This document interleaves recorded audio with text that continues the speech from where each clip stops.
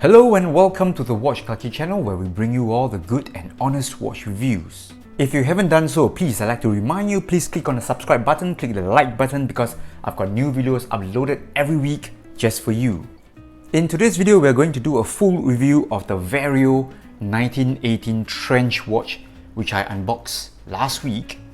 Alright, so this one here is sort of a military inspired watch, and I think this is the third model coming out of the brand Vario. Now Vario is a Singapore brand, local brand, and I'm always very happy to review one of their watches. So after the first model Eclipse and the second model Empire, which I've reviewed twice I think, the third model is called 1918, and they've got two sizes in the entire series. They've got the Trench, which is a 37mm K size, and they've also got a Medic, which is a 40mm K size. So this one that I'm reviewing today is the 37mm Trench.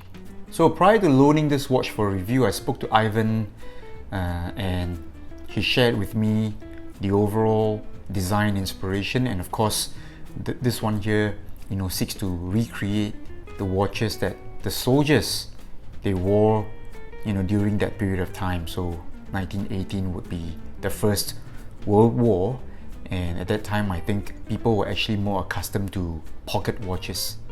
So the entire model line has got different dial combinations, different case combinations. So you might have a stainless steel case and with a light colored dial, and this one here is done in a grey dial with a brass case, and I think it really looks pretty neat here.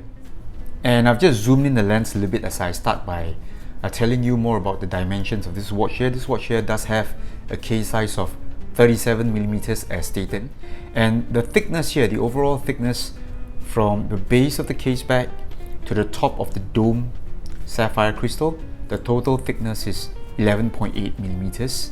And this one here does have a double dome crystal here, and I would say it gives off very little distortion even at extreme angles here. So I think it's a pretty good job by Vario.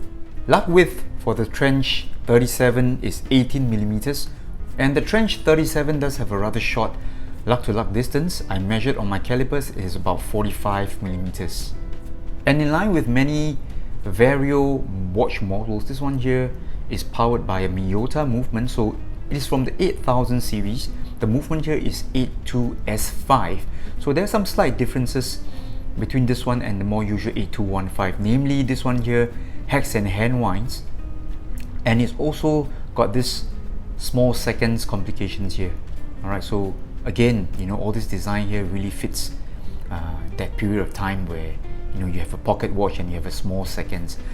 Also interesting to note that due to the placement of the small seconds, alright, so the 82S5 movement usually will have the layout like this. Alright, the seconds will be somewhere around the 4 and 5 o'clock markers, but to work around this problem, Ivan, I think he did something really smart here. He has moved the crown from 3 o'clock to around the 4 and 5 o'clock area, thus giving this one a more standard look by having the small seconds here at the 6 o'clock area. So it is also good to note that this watch here does have a screw down crown, thereby giving the watch 100 meters water resistance, and I think makes the watch really good for daily regular wear.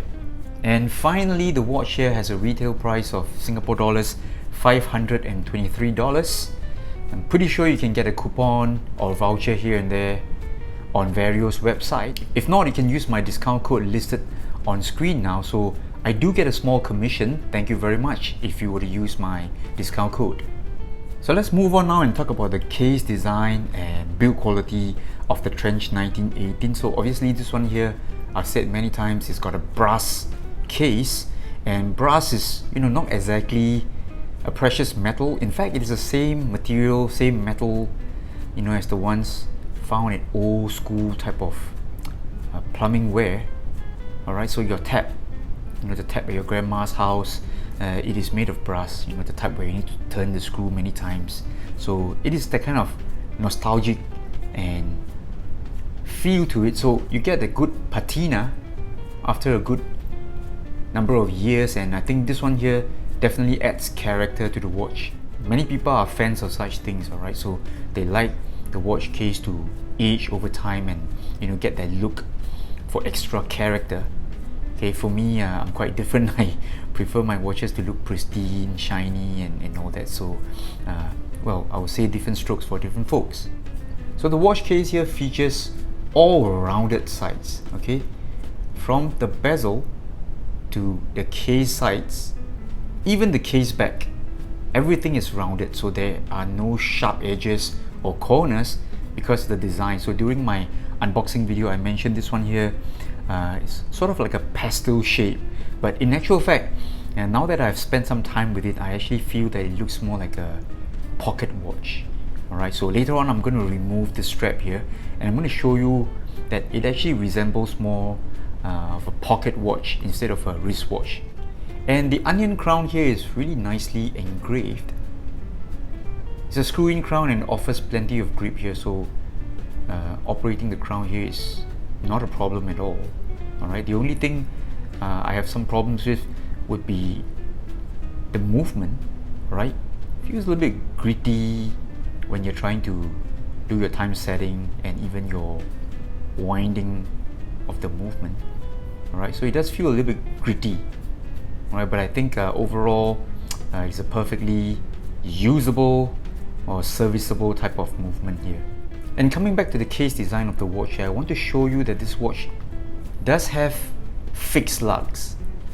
Alright, I'm going to show you what I mean by that. So it is not the type of lug design whereby you have a spring bar. So these lugs here, they are fixed.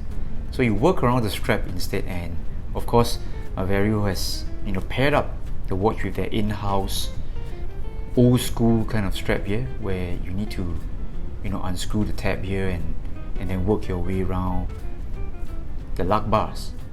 So in terms of case design, I would say Ivan and Vario, they have successfully transported you back to that era with this watch design here. So again, by looking at this watch, I don't feel that it comes from a modern era. Alright, in fact, it makes me feel that this watch here is produced at a time where wristwatches were not a thing yet. And I think from the designer's point of view, I think this is a great success. And now let's move on to the dial design. So one thing I must mention about Vario, they've always impressed me with their font choices. Okay, so when I was reviewing the Empire, I think I made plenty of remarks about the fonts, the Art Deco fonts used on the hour markers, and for the trench, it is no different. Okay, I'm very fond of the fonts here. Okay, pardon the pun. So I really enjoy looking at the fonts here, the numbers here, the Arabic numbers, and again, I feel that this is period correct. It really brings you back to the early 20th century. Alright, this kind of numbers, this kind of looks, and the cathedral hands, they really work very well. Overall, this watch here just exudes that kind of old school charm to it. So they've also kept things very simple. So apart from the brand name at 12 o'clock area, under the 12 area, there are no other silly prints or markings or anything like that. The small seconds here is really cool, right? I think again, small seconds really makes the watch look classier and gives off that old school look, and along with the railway minute track here, okay, everything works well as a package. So I've just blasted the lume here with my UV torch. I'm going to switch off the lights now. Let's check out the lume on the trench. Boom! Just take a look here. The lume here is pretty decent, alright, for a non-diver watch, and I'm not too sure if Vario was ever known for having very bright lume, so I would say this is a pretty good effort. The hands are noticeably brighter than the hour markers, but overall I would say it's not a bad effort. Not too sure about the longevity, because as we speak now it is already starting to fade out, but I can see that the hands are much brighter here than the number markers. And here's a reshot of the watch in natural light. As you can see, the bund strap does add a bit of bulk to the overall feel and look of the watch. This is definitely not my thing, but if you like the vintage design, I would say this could be the watch for you. So let's spend some time now to look at this fixed lug bar design on the trench. All right, so earlier in this video I was telling you about this lug bar design, and again I would say this is in line with vintage or pocket watch designs. They didn't have spring bars back in the day, so in order to change strap you would actually need to work around the lug bars. So for this one here, Vario has included their in-house strap. This is some sort of a crazy horse leather, and you do need to remove the screw here, and then you can swap out to a new strap such as a NATO or a leather NATO or something like that. So here's how the watch looks without the bun strap or the boon strap. Alright, so as you can see here, it really looks like a vintage pocket watch design. Alright, so everything here is rounded, no hard edges or sharp edges. Alright, no slap sides or anything like that. And upon removing the bun strap, the boon strap, so I could just put on a NATO strap here, which I think offers more versatility, because the bun strap might not be for everyone, alright, because it makes it rather bulky. Alright, so this strap here of course is also on loan from Vario. It's one of their Zulu NATO or something like that.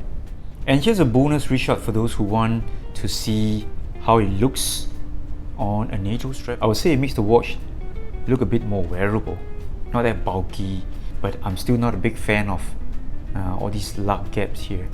So obviously these things are caused by the lug design and the fact that the NATO comes out before going back down. So you're definitely going to get some lug gaps from NATO straps.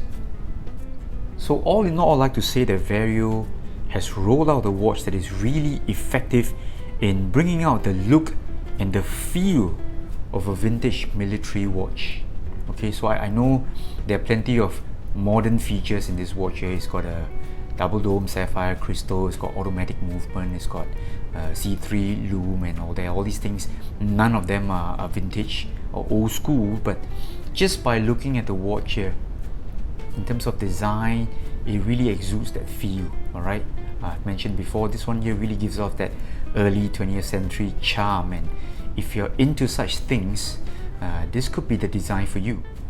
Also, some weaknesses of the watch here, obviously the first one would be the price point. So we're looking at a watch that is over 500 Singapore dollars.